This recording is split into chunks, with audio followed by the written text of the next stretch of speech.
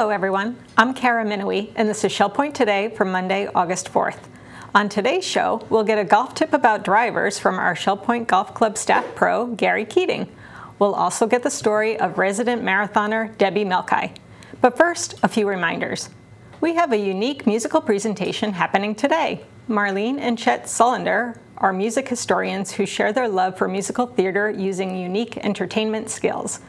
The life stories of composers, lyricists, and other famous personalities are punctuated by the music of the time.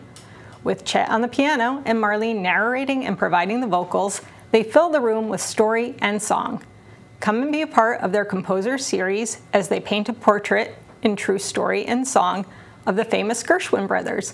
It's happening today at 2:30 in the Grand Cypress Room at the Woodlands. And then tomorrow, we have a Health Connection presentation that you need to be aware of. The American Stroke Association, in affiliation with the American Heart Association, presents retired neurosurgeon Dr. Harold Portnoy speaking on how to prevent, treat, and beat a stroke. This takes place at 3 p.m. in the Grand Cypress Room at the Woodlands. Suzy Q enthusiasts and first-time cruisers are always welcome to enjoy a relaxing day out on the water. And if you've been thinking about getting out on the Suzy Q this summer, now is the time, as the Suzy Q will be dry docked for the month of September. There will be 3 special lunch trips to the nearby St. Charles Yacht Club on August 14th, 21st, and 28th. The regularly scheduled Tuesday and Thursday lunch trips across the river to Rum Runners and The Joint will also continue through this month. See page 19 of the August issue of Shell Point Life magazine for all the details. To make a reservation, call the Volunteer Greeters Desk at 454-2136. Many people will tell you that summertime is the best time to play the Shell Point Golf Club. There are fewer people on the course during the off-season, so you don't ever have to feel rushed when you play. The rates are also much lower during the summer and rock bottom if you play after 2 p.m. That means you can play more often and invite your friends and neighbors at your resident rate. And if you sign up for their email newsletter, you get first crack at even more specials, as well as updates on leagues, merchandise at the pro shop, and more. You can learn about all this information at the website of the Shell Point Golf Club. It's www.shellpointgolf.com. Or give them a call at 433-9790 and make a tee time at the Championship Golf Course in your own backyard, the Shell Point Golf Club. Now, maybe you're thinking it's just too hot out for a round of 18 holes. But in the cool of the early morning, or perhaps late after the heat of the day eases up, you could still fit in an hour at the driving range to keep your swing going and make sure your drives stay long and true. Today's golf tip may just be of help, as our staff golf pro Gary Keating is here to talk about drivers. Hi, my name is Gary Keating, golf professional, Shell Point Golf Club. We're going to talk about the driver today. The United States Golf Association has a couple rules with the driver, and number 1 is the length of the shaft. And the rules say it cannot be no longer than 4 feet. Also, cubic centimeters. Driver head is measured in what we call cubic centimeters. Let me get a little easier explanation on cubic centimeters. If we were to cut the top off the driver and put some water in there, cubic centimeters is how much water this particular driver would hold, which this one is 460 cc's. So that's how they measure the driver head. They can be no greater than 460, but they can be smaller. Once again, ball position, we're going to talk a little bit about the ball position. We mentioned just a little while ago how important the ball position is for the irons. It's also the same thing with a driver. Now, you must understand the whole object of a driver is to place the golf ball in the fairway. Okay, so we need control. So the big thing is when we swing a driver, myself personally, I will not swing the driver 100%. I will swing it about 75% of my speed. If we drive the golf ball good, gently in the fairway, and keep it out of the water hazards and the fairway bunkers, we generally can score better. So once again, I'm going to swing this club in just a second. I'm going to swing it about 75% of my power. When I do that, it allows the arms and the shaft to return back to its original position. If the golf ball goes to the right of the intended target, pretty simple fix, you've left the club face open to impact. Once again, check your timing, check your tempo first. If you're exceeding the speed limit that your body can to square the club up, let's slow everything down. So we'll get everything nice and smooth. The club will return back to its original position, and basically the golf ball will go straight again. If we get too fast, we could also hit what we call a hook or a pull hook. And the difference between a pull hook and a hook is basically they're going to start left and go left, and we don't have control. Once again, most of these errors are caused by basically trying to hit the golf ball too hard. So we're going to do a nice, soft, slow swing. And you'll see when I make a couple swings in a second, it doesn't really look like I'm working very hard, although I'm generating enough energy in my golf swing to hit the golf ball 300 yards. Most amateurs and most players, they'll be hitting the golf ball about 210, 215, but it looks like they're trying to hit it 400 yards. So the biggest secret in golf is actually controlling the speed of the arms so we don't get too fast. If the arms get too fast, once again the club face remains open, or we get it too close too fast and the ball goes left. So I'm going to hit a couple shots for you right now, and I want you to pay special attention to my timing and basically the speed of my arms. So I'm going to make 1 or 2 practice swings and try and get that nice flowing motion, okay? And then we'll hit a couple shots. So, nice couple practice swings.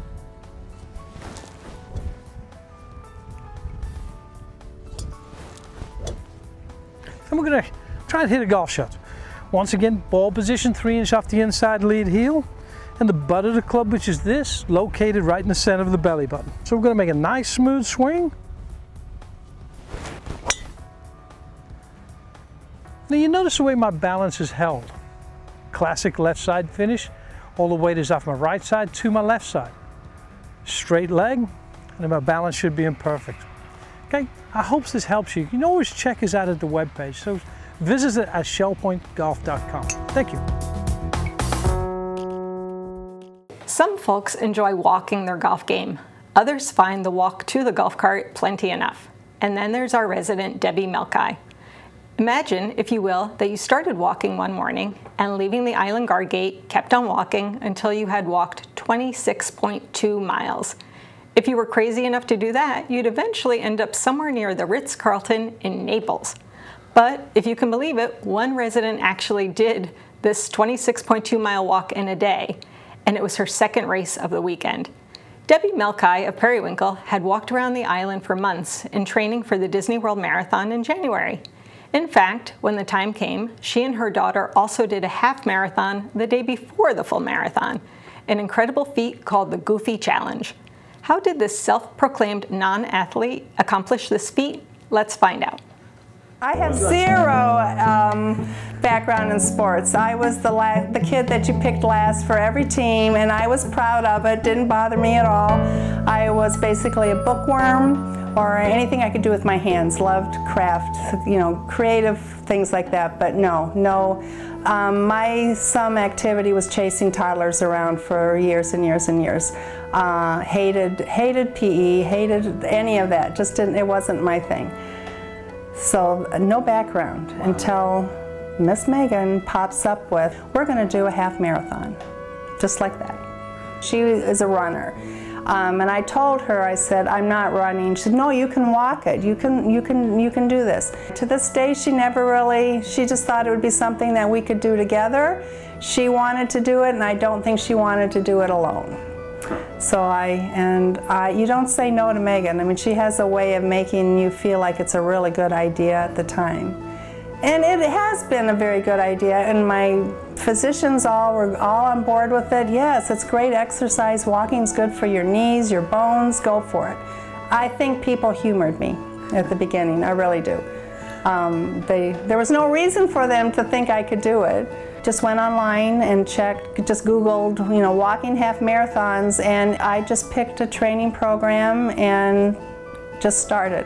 And it was painful, and it was awful, and I hated it, and and every weekend she'd call and say, how's your training going? I did 2 miles, I did 3 miles, and I said, I went around the block, you know, and I didn't give up. I wasn't going to let her get the best of me, and so I just kept, you know, I went from around the block to 2 times around the block to 3, and then gradually got up to my first mile. I'm a morning trainer. I'm just going to go around the outer island, which is 1.5 miles from out here when I step out of the parking lot back to the parking lot. I would try to get out there by 5 o'clock in the morning. The sun wasn't up, it was kind of quiet, and then I could be done, you know, by 10:30 or 11. But yeah, just round and round and round again. And then shake it up and go over the other way. By the time I was doing 15 miles, which kept me out there a lot of, you know, a long time, people were waving to me out their windows or whatever, or sometimes they would stop and ask me, what are you doing? Why are you doing this? You make a commitment to yourself, and I just didn't want to let myself down. And I knew if I could get through this training, I really thought I could do it. If you're going to basically just do one, make it a fun one you will never forget, a real true experience, and everybody says you do Disney then.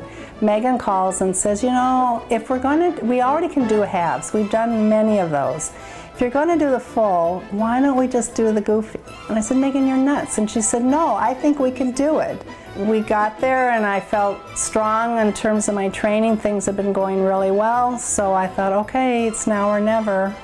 Disney, because they want to get the bulk of the race over before the parks open, they provide you with transportation from your hotel to the start of the race, which is just outside of Epcot.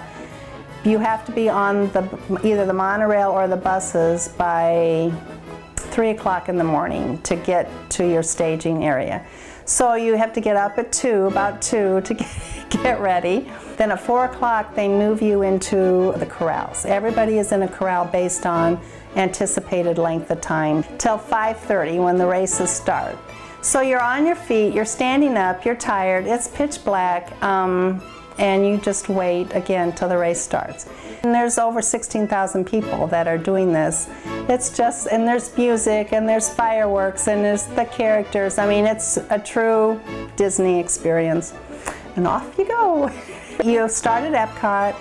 You head to, there's a racetrack there for NASCAR racing, so you go around the racetrack. And then you head to Magic Kingdom first, which is the most favorite part because you run through the castle. You go down Main Street and then you run through the castle coming back out. Then you leave and you head to Animal Kingdom. That's where my husband was meeting both Megan and I to refill our bottles.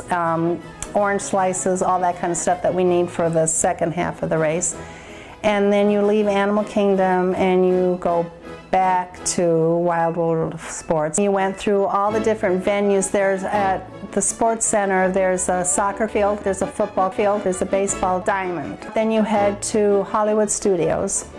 Disney requires all participants to keep a minimum of a 16-minute pace, 16-minute mile pace. And in order to do that, this group of ladies, they have really cute little Disney balloons and everything, and they keep a 16-minute mile pace. They don't stop, they just go 16-minute mile paces.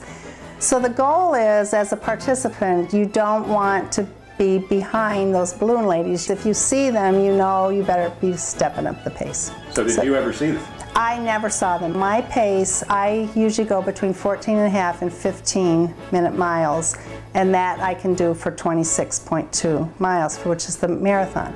The last few miles, I was pretty pumped. I thought, okay, you know, this is good. You're gonna do okay. I wasn't exhausted yet. I felt like I was right on point. My pacing was going well.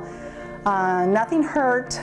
I was just getting tired, you know, but nothing hurt to the point where, you know, I was concerned I was going to make it. But for me, once I turned into Epcot, I thought to myself all of a sudden, my tears kind of welled up, and I thought, you did this. You really did it, because no matter what happens now, if you have to crawl across that finish line, you have done your first marathon. And it was incredible. It really was. Everybody cheers for everybody. It's just, you know, total strangers will say to you, I'm a stranger to you, but boy, I'm really proud of you, you know, so it's a special experience, yeah. I had a great time. No worries, just like, I really did this, good for you. So that was good. Looking back, I probably was thinking that maybe she wasn't really serious, maybe it's not going to happen, but I took it seriously, and I think we kind of just encouraged each other, you know, with, well, I went 4 miles today, how did you do, you know, whatever. I don't know, I just think maybe I was at a point in my life where I didn't have small children to worry about, and, you know, I still was working full-time, but it just seemed like the right time that I could do something just for myself that the kids would think, wow, Mom's crazy, but, you know, she did something really pretty neat. And they're very, very, very proud of me. I think they're shocked, but proud. There are many, many people in their 70s, 80s that participate in these events, and you don't have to run it. You don't have to, you can just do it. Start with a 3K or a 5. I mean, it doesn't have to be 26 miles. Go as far as you can, as strong as you can. Because really, if I can do it, anybody, you just have to have the determination. You have to set a strong commitment. The training is critical. So you can't just let that alarm go off at 5 in the morning and say, oh, not today. No, it's a very regimented schedule to get this in without injury. So you just have to be determined, and I encourage anybody to give it a try. Anybody can do it.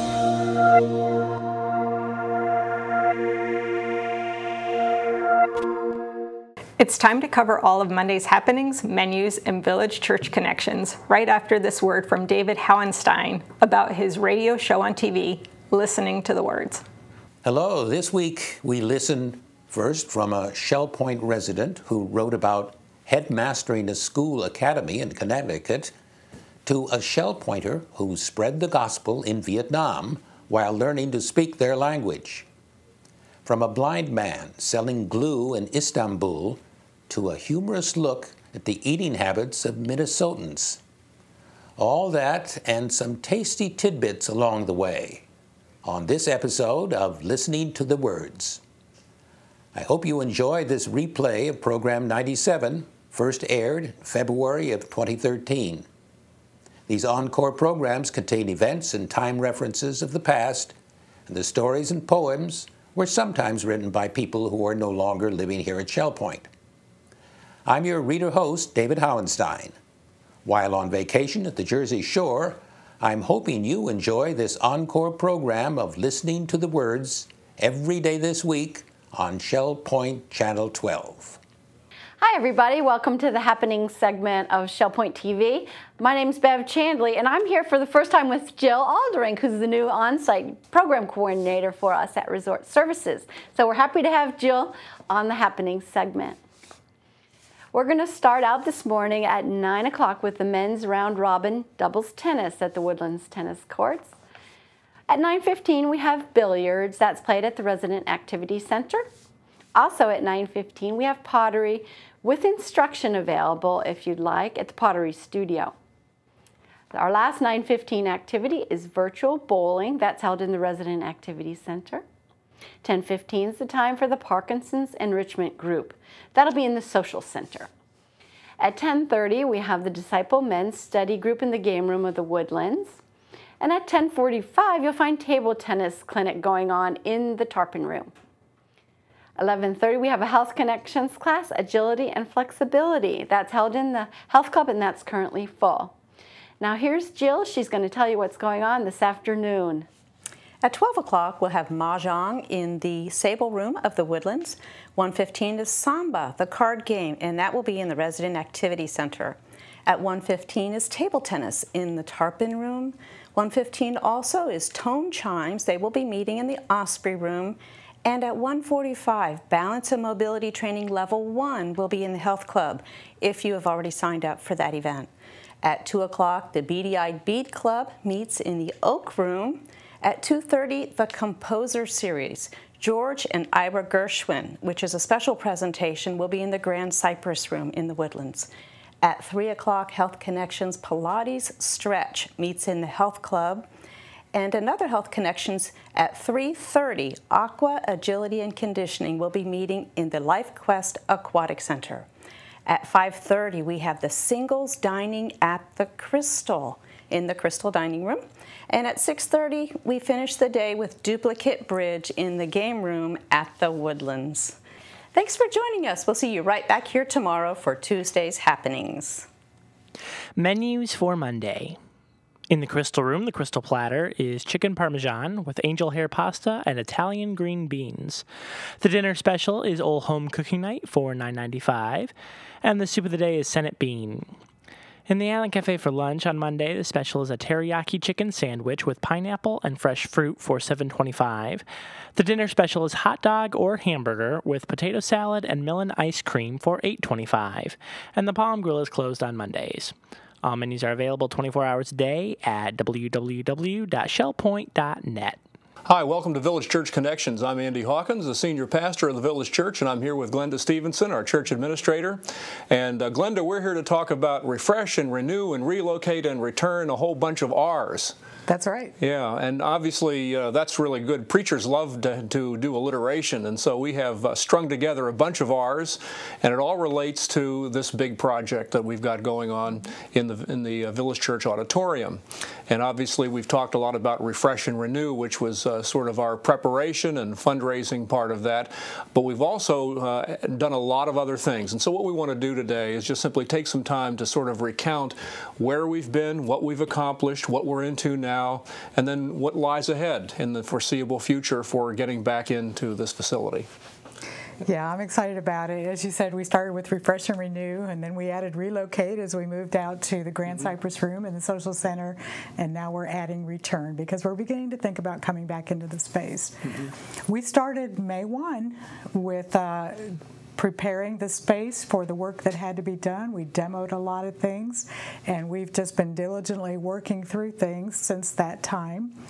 Obviously, the first and the most extensive part of the project was the electrical upgrades, and we are beginning to come to the completion of that. We have new lights hanging all over our auditorium and in the hospitality room and in the chapel.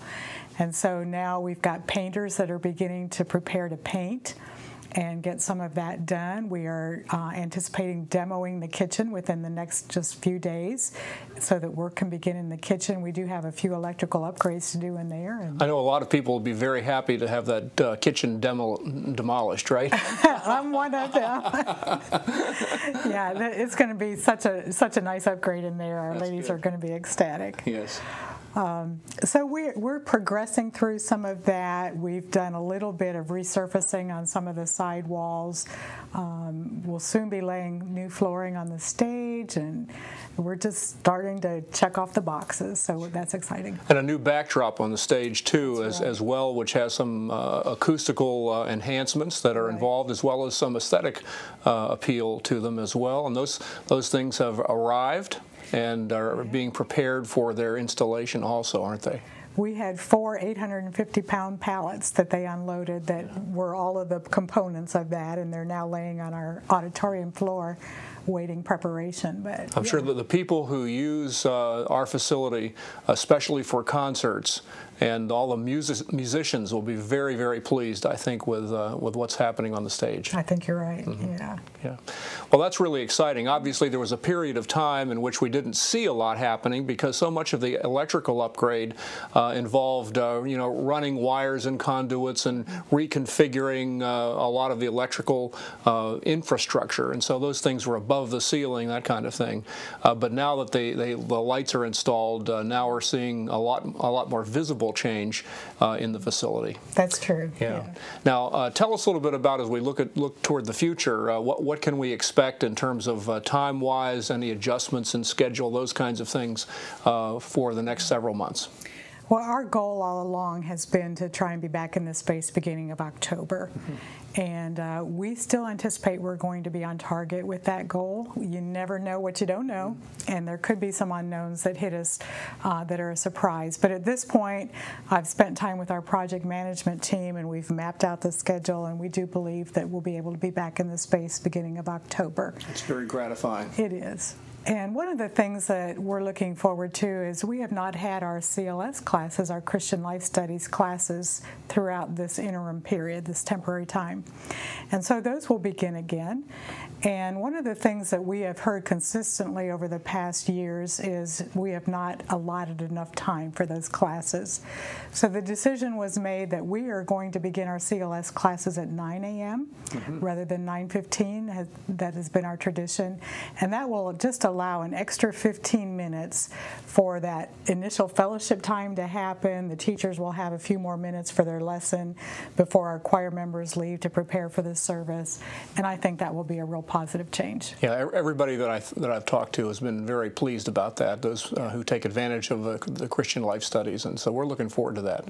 Yeah.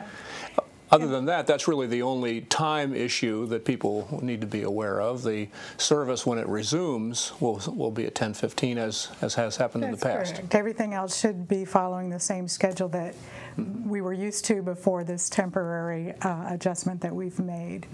And I think our first Sunday back in the facility, we'll be rejoicing. Another R. Oh, another joy. Yeah, absolutely. We'll be celebrating what's happening. And so you're telling me I have to remember 5 R's now? 5 R's. Okay, that's right. That's good. Yeah, we probably won't be 100% done. I don't anticipate we will be. There'll be some months that we're still finishing up some of the work upstairs and some of the other details, but we'll be done enough that we can celebrate and be back in the space and enjoy terrific, it. Yeah. Well, we're looking forward to it. In fact, as I go around the community, almost every day, someone asks me whether they're involved in the church or whether they're not. They're just part of the community. You know, how's it going? What's the time schedule? When can we expect to be back? Because obviously it's not just the church. There are Shell Point activities that are on the calendar beginning in October and November that are going to rely on that space, and I think the community is going to be very pleased about the results when we see them. I think so too. That's great. Yeah. We're looking forward to it. Thank you, Glenda, for bringing us up to date on this entire project, and we're looking forward to its completion. And thank you for joining us for Village Church Connections. We're glad to see you soon. Take care. We're glad you joined us for today's show. Tune in tomorrow when we'll hear a resident testimonial about the new day respite program at the Arbor.